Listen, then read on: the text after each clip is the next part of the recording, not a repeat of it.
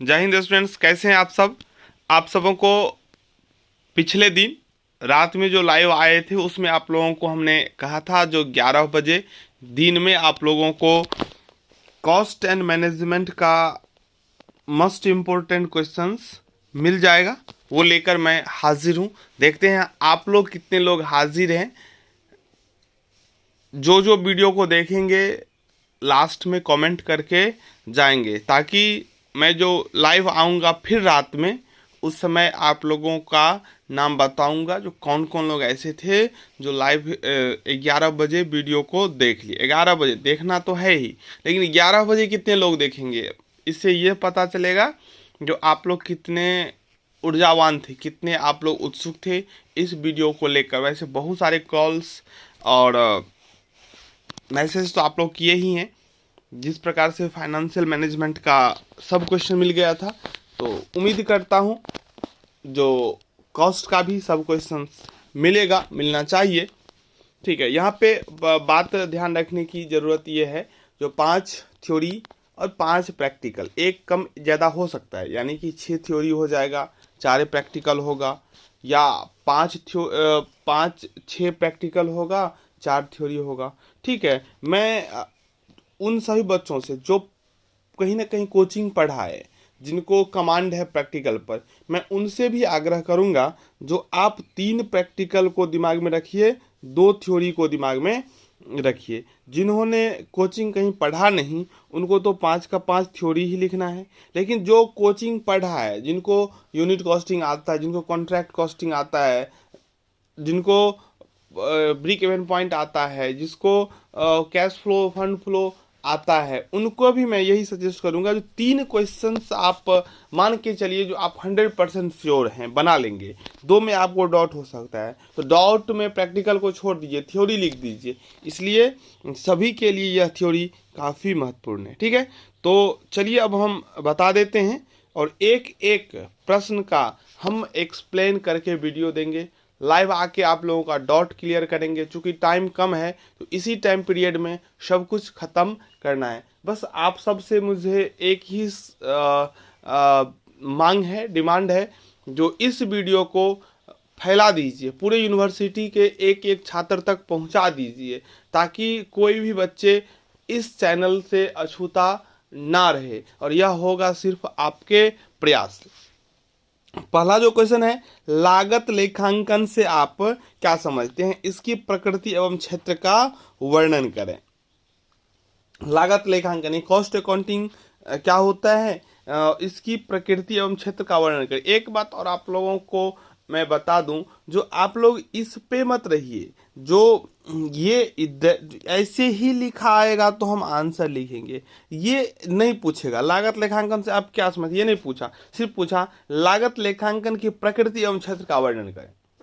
तो आपको लागत लेखांकन से आप क्या समझते हैं यह लिखना है। बहुत लोग नहीं लिखते हैं। वैसे हम भी जब आप लोगों के तरह स्टूडेंट थे तो हम भी यही सोचते थे, पूछा तो है प्रकृति के बारे में तो हम इसका परिभाषा क्यों लिखेंगे। लेकिन धीरे धीरे हम लोगों ने समझा जो नहीं, तब तो जो 4 पेज 5 पेज लिखने का हम बात कर रहे हैं वो कभी पूरा हो ही नहीं सकता है।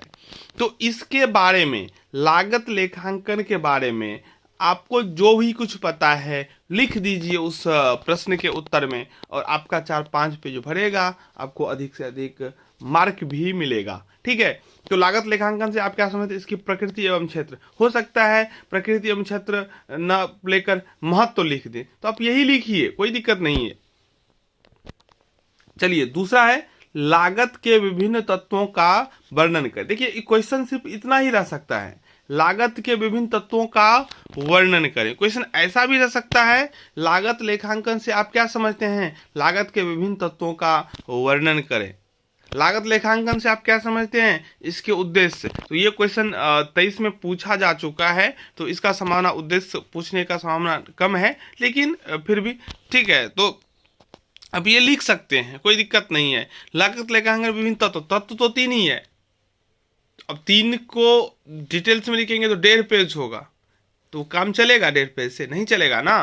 तो इसके लिए तो आपको ये तो लिखना होगा, ये आपको समझने की ज़रूरत है। इसीलिए आप कोई बच्चे बोल देते हैं सर 4 क्वेश्चन मिला था, तो वो 4 का मतलब क्यों लिख रहे हैं? तो सर जब 100% full stop, comma, interrogation sign सब कुछ मैच कर जाता है तो उस क्वेश्चन को मानता है। तो सर ने जो गेस किया था वो मिल गया। ठीक है, अंडरस्टैंडिंग थोड़ा आप अपना बढ़ाइए। तीसरा प्रश्न है प्रबंधकीय लेखांकन को परिभाषित कीजिए। बहुत इंपॉर्टेंट क्वेश्चन है। प्रबंधकीय लेखांकन को परिभाषित कीजिए तथा इसकी प्रकृति एवं क्षेत्र का वर्णन करें। प्रबंधकीय लेखांकन, ठीक है, इसकी प्रकृति और क्षेत्र आपको बताना है। यह लागत लेखांकन से किस प्रकार भिन्न? देखिए ये लागत लेखांकन, ये फिर यहाँ आ गया, ये आपको पता होना चाहिए। और इसका परिभाषा आप जब याद करेंगे तो ये भी आपको पता हो गया। अब दोनों में डिफरेंस तो ही लिखना है, तो आपने तो यहाँ भी पढ़ लिया है। तो ये सब समझने की जरूरत है। अगर आपका समझ विकसित हो जाएगा तो आप एक भी प्रश्न छोड़कर नहीं आएंगे, अधिक से अधिक पेज में उत्तर लिख कर आएंगे। आपको समझ विकसित करना है। क्योंकि टाइम कम मिला, हम स्टार्टिंग से वीडियो अपलोड नहीं किए। अगर हम स्टार्टिंग से वीडियो अपलोड किए होते और आप लोगों को समझाए होते तो आप लोग हंसते खेलते जाते, एग्जाम देकर आ जाते, आपको पता भी नहीं चलता। चलिए चौथा प्रश्न है प्रमाप लागत विधि को परिभाषित करें। प्रमाप लागत, स्टैंडर्ड कॉस्टिंग, प्रमाप लागत, इसको 2-3 नाम से जाना जाता है, ये आप समझिए। ठीक है, जब हम आएंगे इसको एक्सप्लेन करने के लिए उस समय और हम डिटेल्स में बात करेंगे।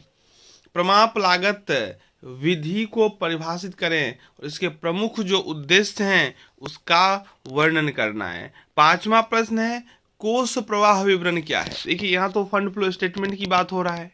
फिर आगे है यह रोकड़ प्रवाह विवरण से किस प्रकार भिन्न। देखिए कोष प्रवाह विवरण क्या है और रोकड़ प्रवाह से किस प्रकार भिन्न है, तो रोकड़ प्रवाह के बारे में आपको अब पढ़ना है। ये बात समझिए, पूछ रहा है कोष प्रवाह विवरण और रोकड़ प्रवाह विवरण के बीच में अंतर। अब प्रश्न ऐसे नहीं पूछेगा, प्रश्न पूछ देगा कोष प्रवाह विवरण से आप क्या समझते हैं, रोकड़ प्रवाह विवरण और कोष प्रवाह विवरण अंतर स्पष्ट करें। अब बोलेंगे सर आपका क्वेश्चन तो नहीं मिला। नहीं, क्वेश्चन तो वही है, रोकड़ प्रवाह विवरण से किस प्रकार भिन्न, मतलब ये इससे कैसे अलग है, तो अंतर हो गया ना। इसे कैसे तैयार किया जाता है, इसे का मतलब यहाँ पे कोष प्रवाह विवरण के बारे में पूछ रहा है, जो कोष प्रवाह विवरण कैसे तैयार किया जाता है। अब देखिए अगर आप अंतर को पढ़ेंगे तो अगर क्वेश्चन में भी पूछना नहीं चाहिए, अगर पूछ देगा रोकड़ प्रवाह विवरण से आप क्या समझते हैं, तो आपने तो पढ़ा है ना, तो आप तो लिख सकते हैं ना। बोलेंगे सर आपने तो गेस किया, मिला नहीं। देखिए आप बहुत कम है ऐसे जो बोलते हैं नहीं मिला, क्योंकि मिलता है, डिटो मिल जाता है। लेकिन हम इतना इसलिए बोल रहे हैं ताकि आप लोग अपना समझ को विकसित करें, समझ को बढ़ाना है। अब यही नहीं रुकना है, ग्रेजुएशन करके आप तीर नहीं मार देंगे, आपको आगे जाना है। आपको कल ही बात हो रहा था लाइव में, सर हम CGL, तो हम CS, CA, MBA, तो आपको तो आगे जाना है ना। आप पढ़ाई जो होता है, अब व्यावसायिक पढ़ाई हो गया, आपको पढ़कर नौकरी करना है, आपको कमाना है। नॉलेज के लिए अब नहीं कोई पढ़ता है, अब जॉब के लिए पढ़ता है। किसी को 12वीं में नौकरी हो जाता है तो नौकरी पकड़ लेता है, पढ़ाई छोड़ देता है। अगर पढ़ाई से उनको प्यार रहता है तो पढ़ाई करता है, नौकरी छोड़ देता है। लेकिन क्या छोड़ता है, पढ़ाई, नौकरी पकड़ लेता है।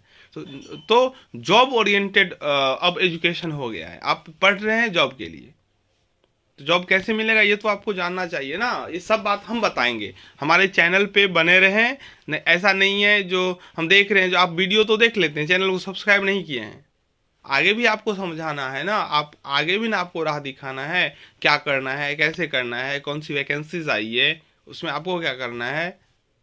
तो एक एक बात पर एक्सप्लेनेशन होगा, ठीक है। तो आपको समझने की जरूरत है, आप समझिए। आगे है, ये तो हो गया कोष प्रवाह विवरण क्या है, रोकड़ प्रवाह विवरण से कैसे भिन्न है, ये कैसे तैयार किया जाता है। आगे है अनुपात विश्लेषण क्या है, रेशियो एनालिसिस। अनुपात विश्लेषण रेशियो एनालिसिस है। अनुपात विश्लेषण विभिन्न उद्देश्य, यानी कि अनुपात विश्लेषण के क्या उद्देश्य हैं, क्यों बनाया जाता है, उद्देश्य में ही महत्व छिपा होता है। अगर आप समझेंगे तो आप वहां से भी उठा सकते हैं। सीमाएं का मतलब होता है जो अनुपात विश्लेषण का जो उद्देश्य होता है उसमें ये कहाँ कहाँ फेल हो जाता है। सीमा का मतलब होता है जो रिस्ट्रिक्शन, ये फेल हो रहा है वहां पे, क्या क्या इनका मजबूरी हो जाता है।